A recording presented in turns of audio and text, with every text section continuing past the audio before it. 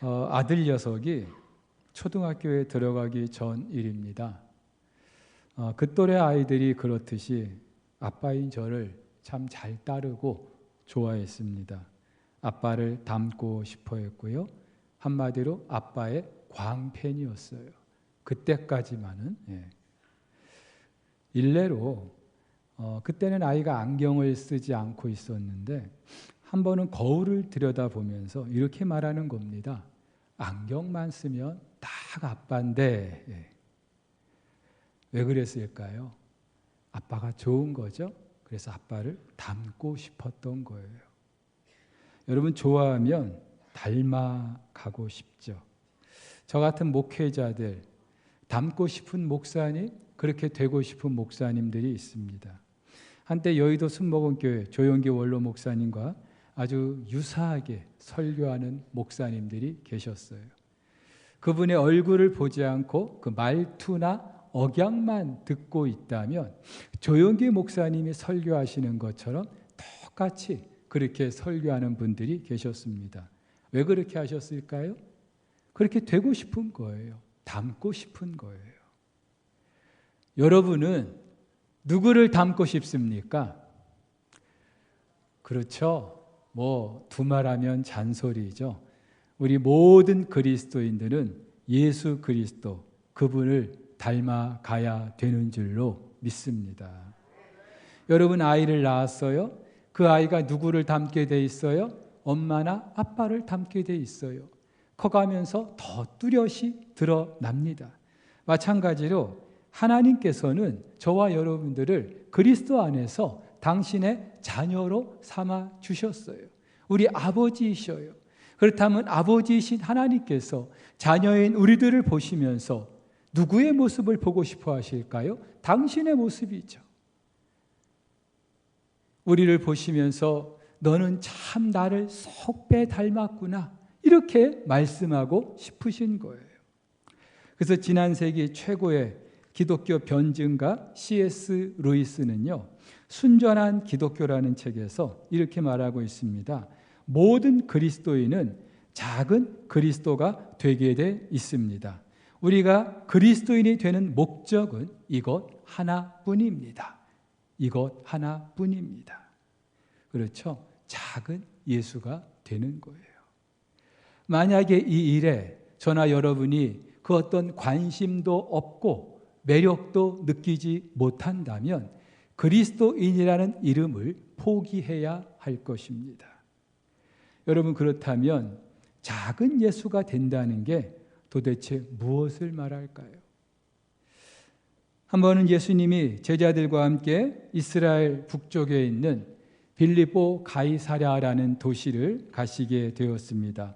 원래 이곳 이름은 바니아스인데 헤롯 대왕의 아들 빌립이 그 로마의 티베리우스 황제를 위해서 빌립보 가이사랴라는 이름으로 개명한 도시입니다. 근데 이곳은 구약 시대부터 바알을 숭배하는 신전이 있었고요. 로마 황제를 위한 거대한 신전도 있었습니다. 모두가 바알 아니면 기타 잡다한 신, 그리고 로마의 황제를 신으로 섬기고 있는 그런 도시였어요. 근데 바로 이곳에서 예수님은 베드로에게서 주는 그리스도이십니다라는 이 위대한 고백을 받아내십니다. 마태는 좀 더 구체적으로 말하죠. 주는 그리스도시요 살아계신 하나님의 아들이십니다. 지난주에 말씀드렸어요. 복음서 모든 기자들의 그 임무가 있다면은 나사렛 예수가 하나님의 아들 되심, 그분이 그리스도이심을 증거하는 거였어요. 그런데 예수님의 수제자였던 베드로가 정확하게 고백하고 있는 거죠. 그래서 예수님은 마태복음을 보면은 이런 베드로를 칭찬하십니다. 자, 그런데 예수님은 이어서 당신이 많은 고난을 받고 죽임을 당하고 사흘 만에 살아날 것을 말씀하십니다. 복음서를 보면은 예수님이 총 3번에 걸쳐서 당신의 그 순환에 관한 말씀을 하시는데 오늘이 첫 번째로 하시는 거예요. 자, 그러자 주는 그리스도이십니다 이렇게 고백했던 베드로가 어떻게 반응합니까? 예수를 붙들고 항변했다고 합니다. 여기서 항변하다 이 동사는요, 꾸짖다라는 말이에요. 여러분 생각해 보세요. 주는 그리스도이십니다라고 고백했던 베드로가 그리스도이신 그 예수님을 꾸짖고 있는 거예요.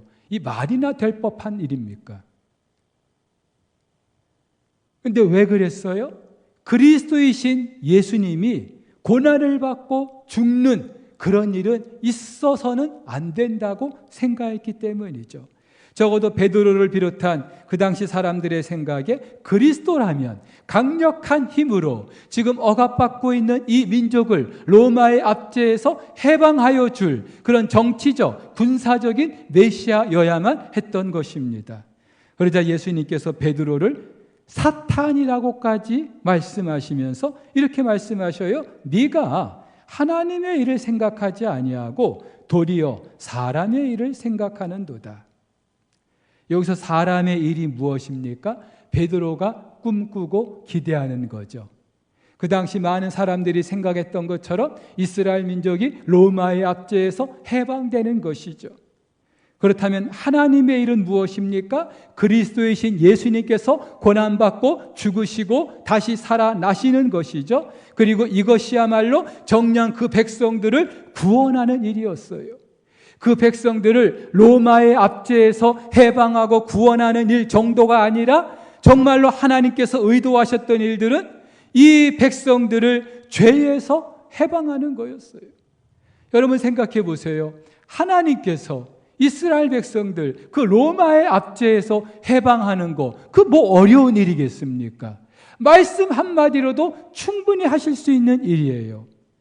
하지만 중요한 것은 당신의 형상대로 지으셨지만 사탄의 종로로 타고 있는 인간들 죄에서 해방하는 것, 이것은요 우리 하나님의 궁극적인 계획이었고 목적이었어요.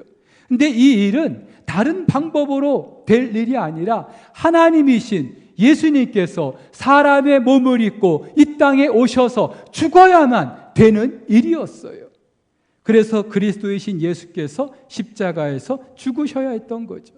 구약에서 예언하고 있는 그 메시아라는 것도 사실은 이것을 말하고 있는 거예요.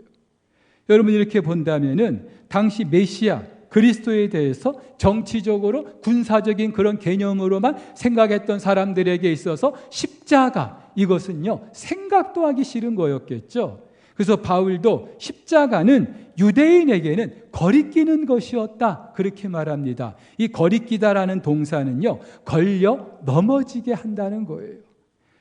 근데 베드로가 그 유대인들 가운데 첫 번째로 지금 걸려 넘어지고 있는 겁니다.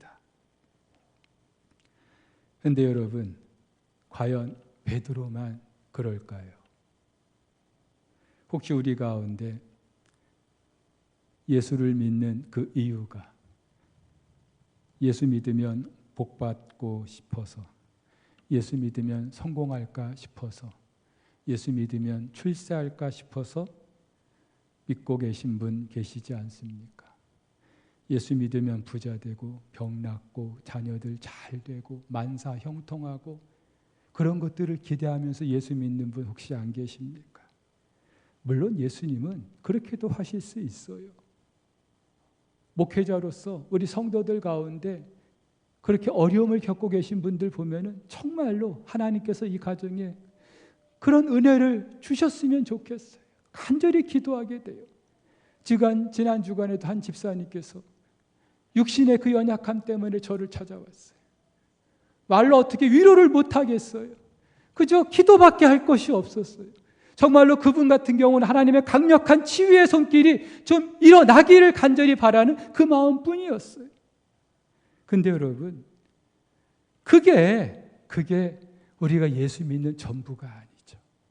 만약에 예수 믿는 이유와 목적이 그게 전부라면 베드로가 기대했던 것과 다를 게 없죠. 세상의 모든 종교들이 바라는 것과 다를 게 없죠. 근데 여러분, 기독교는요 그런 종교가 아니에요. 예수는요 그런 분이 아니에요. 그래서 예수님은 오늘 베드로가 주는 그리스도시니이다 그렇게 고백했을 때 오늘 성경에서는 그를 경고하셨어요. 이 경고하다는 말도 꾸짖다는 말이에요. 왜요? 베드로가 그런 생각을 가지고 다른 사람들에게 예수를 그런 그리스도라는 개념으로 그렇게 이야기할까 싶어서, 그리스도라는 그런 개념이 세상 사람들 가운데 그렇게 퍼져나갈까 싶어서 경계하신 거예요. 여러분, 그렇다면 도대체 예수를 믿는다는 것 무엇을 말할까요? 여러분, 예수를 믿는 것은요, 예수를 따르는 것입니다. 예수를 믿는다는 것은 예수의 삶을 살아가는 거예요. 마가복음을 보면은 유난히 예수님께서 길에서 하셨던 말씀 또는 그런 행적들이 참 많아요. 근데 그만한 의도가 있다고 생각합니다. 길에서 말씀을 하시고 길에서 어떤 이적을 베푸셨을 때에 그 사람들의 반응은 길에서 예수님을 따랐어요. 여러분, 마가는요, 예수를 믿는다는 것은 예수의 길을 걷는 것, 바로 이것을 말하고 싶었던 거예요. 여러분, 그렇다면 좀 더 구체적으로 예수를 따른다는 게 무엇을 말할까요? 오늘 두 가지를 한번 좀 생각해 볼게요. 하나는요, 자기를 부인하는 것입니다. 저나 여러분이 그리스도인 되고 나서 우리 안에는 두 개의 상반된 자아가 있습니다. 하나는 옛 자아, 옛 사람이라고 하는 것이 있고, 또 하나는 그리스도 안에서 새롭게 주어진 새 자아, 새 사람이 있어요. 바울은 이것을 육체의 소욕과 성령의 소욕으로 나누고 있습니다. 옛사람, 육체의 소욕은요, 죄로 말미암아 더러워진 우리 육신의 본성을 말하죠. 그리고 끊임없이 우리로 하여금 죄를 짓게 하는 거예요. 근데 이 육체의 소욕은 성령의 소욕과 정반대됩니다. 그래서 우리가 예수를 믿고 예수의 길을 따르고자 할 때에 우리를 항상 걸려 넘어지게 합니다. 우리 앞에 장애물이 됩니다. 우리가 예수를 따르지 못하게 합니다. 어떤 것들이 있습니까? 헤아릴 수 없이 많은데 바울은 갈라디아서에서 이렇게 말해요. 육체의 일은 분명하니 곧 음행과 더러운 것과 호색과 우상 숭배와 주술과 원수 맺는 것과 분쟁과 시기와 분냄과 당짓는 것과 분열함과 이단과 투기와 술 취함과 방탕함과 또 그와 같은 것들이라. 여러분, 이런 나타난 행위들이 육체의 소욕이라는 말이 아니라 내 안에 육체의 소욕이 바로 이러한 죄악들을 만들어내고 생산해내고 있다는 거예요. 그런데 주님을 따르기 위해서는 이것들을 부인하라고 말씀하시는 겁니다. 여기서 부인하다라고 하는 말은요, 원래적인 의미로 말하면 나와 아무 상관이 없는 것으로 그렇게 선언하는 것을 말합니다. 내 안에 육신의 소욕이 막 꿈틀거릴 때, 발동할 때 너는 나와 상관이 없어, 이렇게 우리가 선포해 버리는 거예요.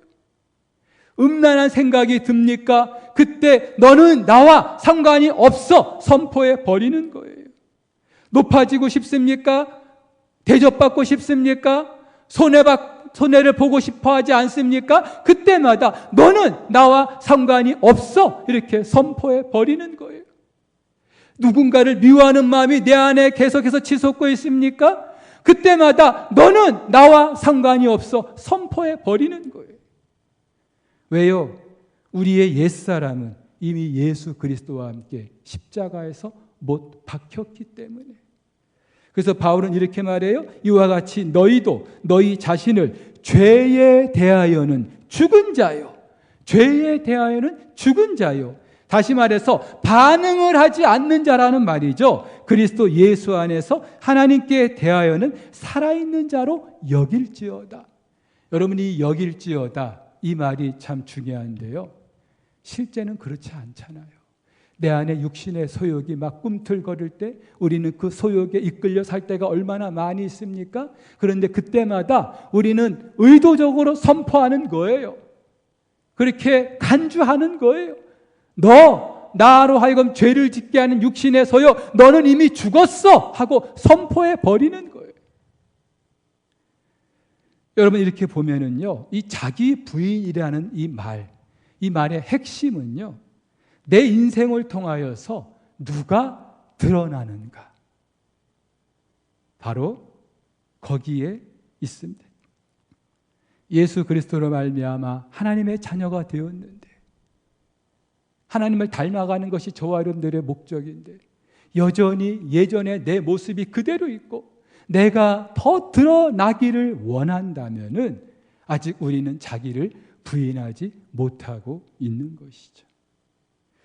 우리 주부님들 김치를 담글 때 배추를 사다가 제일 먼저 하는 일이 소금에 절이는 거죠. 소금에 잘 절여져야 맛있는 김치가 되는 거예요. 하나님께서도 자아가 충만한, 옛 자아가 충만한 우리를 부르셔서 당신의 자녀 삼아 주셨어요. 그리고 하나님 당신을 닮아가는 존재로 만들려고 하시는데 내 자아가 죽지 않아요. 배추가 소금에 절여졌는데 죽지 않아요. 맛있는 김치가 만들어지지 않듯이 내 자아가 죽지 않으면 우리도 하나님의 자녀가 될 수 없는 거죠. 두 번째, 작은 예수가 된다는 거는요, 자기 십자가를 지는 거예요. 자기를 부인하는 것도 쉽지 않아요. 그런데 자기를 부인하기 위해서 우리가 좀 더 적극적으로 해야 될 일이 있는데 그것은 자기 십자가를 지는 거예요. 그 당시 십자가는요, 저주와 심판을 상징하는 거였어요. 그런데 예수님께서 그 십자가를 지시고 죽으셨어요. 말씀드렸어요. 예수를 믿는 것은 예수의 길을 가는 거라고요. 근데 예수님께서 십자가를 지셨다면은 그 길을 가는 저와 여러분들도 예수님과 같이 십자가를 져야 되지 않겠습니까? 그래서 예수님께서는 말씀하셔요. 자기 십자가를 지고, 우리 각각의 십자가가 있다는 말이에요. 그래서 찬송가 339장에도 보면은 내 몫에 태인 십자가라는 그런 구절이 있어요. 내 몫에 태였다. 한마디로 내가 지고 가야 될 십자가가 있다는 말이에요. 근데 여러분 아시죠? 십자가를 진다는 거는 단지 십자가 어깨에 메고 골고다 언덕까지 가는 것, 그것을 말하는 게 아니죠. 십자가를 진다는 거는 죽는 걸 말하는 거예요. 예수님께서 우리의 죄와 허물을 대신하여 죽으신 것처럼 우리도 십자가를 진다면 죽는 걸 말하는 거예요. 물론 저와 여러분들은 이미 2000년 전 예수님이 십자가에 죽으실 때 우리도 함께 죽었어요. 그분과 함께 부활함으로 새로운 존재가 되었어요. 하지만 말씀드렸어요. 이 땅을 살면서 우리는 육신을 입고 있기 때문에 끊임없이 이 육신의 소욕에서 자유할 수가 없어요. 그렇다면은 자기 십자가를 진다는 것, 죽는다는 것은 내 육신을 쳐서 내 생명을 끊어버리는 게 아니라 이 육신의 소욕을 날마다 죽이는 것을 말하는 거예요. 내 안에 꿈틀거리는 이 육신의 소욕을 날마다 십자가에 못 박는 걸 말하는 거예요. 그래서 자기 십자가를 진다는 거는요, 자기를 부인하는 것과 같은 거예요. 사랑하는 우리 성도 여러분, 십자가는요, 내가 그리스도인입니다 라고 하는 걸 드러내기 위한 액세서리 정도가 아니에요. 정말 십자가는요, 우리 그리스도인에게 있어서는 내 삶의 전부이고, 그 십자가를 내가 사랑한다는 것은 내가 죽겠다라고 고백하는 것과 같은 거예요. 여러분, 그러면 우리가 왜 죽어요? 왜 죽어야 돼요? 왜 죽어야 돼요? 그래야 살기 때문이에요. 오늘 예수님께서 제자들에게 말씀하시죠. 인자가 고난을 받고 죽임을 당하고 그 다음에 사흘 만에 살아날 것이다 말씀하셨어요. 근데 제자들은요, 살아날 것이다 이것은 안중에도 없고 고난을 받고 죽는 것까지만 생각했어요. 사랑하는 성도 여러분, 예수님의 부활은요, 십자가 죽음이 있었기에 가능한 일이었죠. 마찬가지로 저와 여러분들이 살기 위해서는요, 죽어야 되는 거예요. 더 정확히 말씀드리면 그래야 구원을 받기 때문이에요. 예수님은 오늘 이렇게 말씀하십니다. 35절에 누구든지 자기 목숨을 구원하고자 하면 잃을 것이요 누구든지 나와 복음을 위하여 자기 목숨을 잃으면 구원하리라. 사람이 만일 온 천하를 얻고도 자기 목숨을 잃으면 무엇이 유익하리요. 오늘 35절은요 한글 성경에는 없는데 헬라어 원문을 보면은 왜냐하면이라는 접속사로 시작되고 있어요. 다시 말해서 자기 십자가를 져야 하는 이유 바로 이것 때문이다. 예. 여기서 온 천하를 얻다, 자기 목숨을 잃는다, 유익하다 이런 동사는요 다 상업적인 용어예요. 얻고 유익하다라고 하는 것은 내게 이익이 된다는 말이도 수지가 된다는 말이에요. 반면에 잃는다라고 하는 것은 손해를 본다는 말이죠. 그런데 예수님께서는 나와 복음을 위하여 목숨을 잃느냐? 십자가를 지느냐? 그거는 절대로 니들이 손해보는 게 아니야. 남는 장사야. 그것도 너희들이 상상할 수 없는 남는 장사야. 이렇게 지금 말씀하고 계시는 거예요. 왜요? 그래야 구원을 얻기 때문에. 이 땅의 유한한 생명이 아니라 영원한 생명을 받기 때문에. 우리는 내가 예수 그리스도와 복음을 위해서 죽으면 대단한 것, 이 땅에서 부자 되고 성공하고 출세하고 그런 것들을 기대합니다마는 그 정도가 아니에요. 우리는 구원에 대해서 여기서 다시 한번 생각하게 됩니다. 여러분 구원을 무엇이라고 생각하십니까? 혹시 10원 밑에 구원 정도로 가치 없는 것으로 생각하는 분들 계십니까? 그저 죽어서 천국 가는 정도로만 생각하는 분들 계십니까? 사랑하는 성도 여러분, 구원은요 이 땅에 그 무엇과 비교할 수 없는 엄청난 가치가 있어요. 왜요? 하나님의 아들이 그것을 우리에게 주시려고 십자가에 죽으실 정도로 가치가 있는 것이죠. 그래서 바울도 이렇게 말하죠. 내가 그를 위하여 모든 것을 잃어버리고 여기에는 다 포함되어 있어요. 심지어 배설물로 여겼다. 그 이유는 그리스도를 얻기 위함이다. 구원을 얻기 위함이다. 그렇게 말하고 있어요. 이렇게 말하면 좀 혼란스러운 분들도 계실 거예요. 목사님, 구원은 우리가 예수를 주로 고백하고 믿으면 되는 거 아닙니까? 그러면 구원받는 거 아닙니까? 근데 내가 꼭 십자가를 져야 합니까? 그건 행위 구원 아닙니까? 그렇게 말씀하시는 분들이 계실 수 있어요.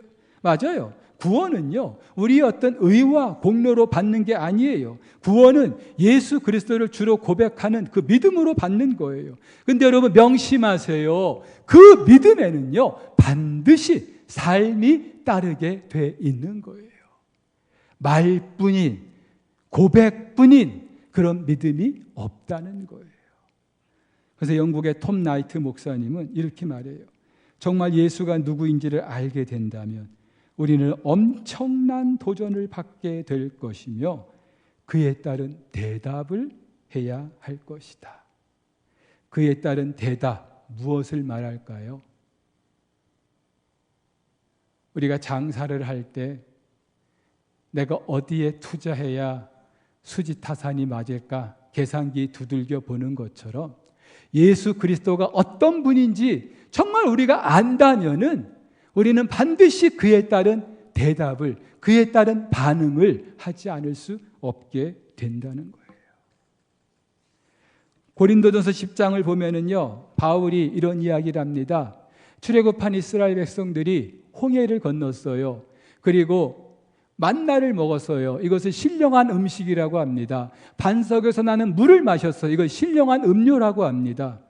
홍해를 건넌 것을 바울은 세례에 비유합니다. 신령한 음식, 신령한 음료를 마신 것을 예수 그리스도의 성만찬에 참여한 것으로 말합니다. 다시 말해서 이스라엘 백성들은 하나님과의 언약 관계 안에 들어간 것으로 말하고 있는 거예요. 그런데도 그들 가운데 대다수는 가나안에 들어가지 못했어요.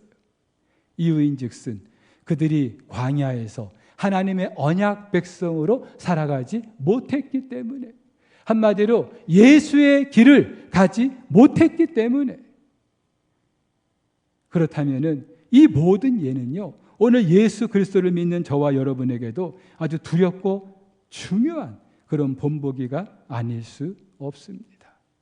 구원 이미 받았어요. 하지만 구원은요, 단지 입술의 고백으로만 끝낼 게 아니라 우리 죽을 때까지 평생의 두렵고 떨림으로 이뤄가야 할 일인 줄 믿으시기를 바랍니다. 자, 그런데 우리가 십자가를 져야 될 또 다른 이유를 38절에서 말씀하셔요. 누구든지 이 음란하고 죄 많은 세대에서 나와 내 말을 부끄러워하면 인자도 아버지의 영광으로 거룩한 천사들과 함께 올 때에 그 사람을 부끄러워하리라. 여기서 부끄러워하다, 수치스럽게 여긴다는 말이에요. 앞서도 말씀드렸듯이 그 당시 사람들한테 십자가는 거리끼는 거였어요. 헬라 사람들한테는 미련한 거였어요. 근데 예수님은 이 땅에서 그 십자가를 부끄러워하면은, 그래서 그 십자가 지는 것을 포기하게 된다면 예수님 당신이 영광 가운데 다시 오실 때 그 사람도 예수님이 부끄러워할 것이라고 말씀하시는 거예요. 사실 저나 여러분들 가운데 대놓고 나는 예수님을 부끄러워합니다, 이런 분 아무도 없죠. 그런 분이 이 자리에 계실 수도 없죠. 그런데 이건 어떻습니까? 예수는 부끄러워하지 않는데 예수의 길을 가고자 하는 분들 많지 않죠. 내 십자가를 지고 가려고 하는 분들 너무나 적죠. 근데 그것이 바로 예수를 부끄러워하는 거라고요. 오늘 이 구절은요, 로마에 박해받는 그리스도인들에게는 매우 도전적인 말씀이었을 거예요. 지금 로마에 박해받는 그리스도인들, 황제를 숭배할 것이냐 아니면 죽을 것이냐, 이 선택의 기로에 있는 거예요. 근데 예수님께서 오늘 말씀하셔요. 나와 복음을 위하여 목숨을 잃으면 구원을 받을 것이라고요. 그러니 그들에게 오늘 이 예수님의 말씀은 얼마나 도전이 되었을까요? 얼마나 위로가 되었을까요? 로마의 박해를 받던 시기 초대 교부였던 폴리갑이라는 사람이 로마의 집정관에 의하여 화형을 당할 처지에 놓이게 되었습니다. 그때 로마 집정관은 폴리갑을 향해서 네가 예수가 아니라 황제를 주라 고백하면 내가 살려줄 것이다. 그러자 폴리갑이 이렇게 말하죠. 86년 동안 나는 그분을 섬겼습니다. 그분은 나에게 어떤 그릇된 행위도 하지 않으셨습니다. 그런데 내가 나를 구원하신 왕을 어떻게 모독할 수 있겠습니까?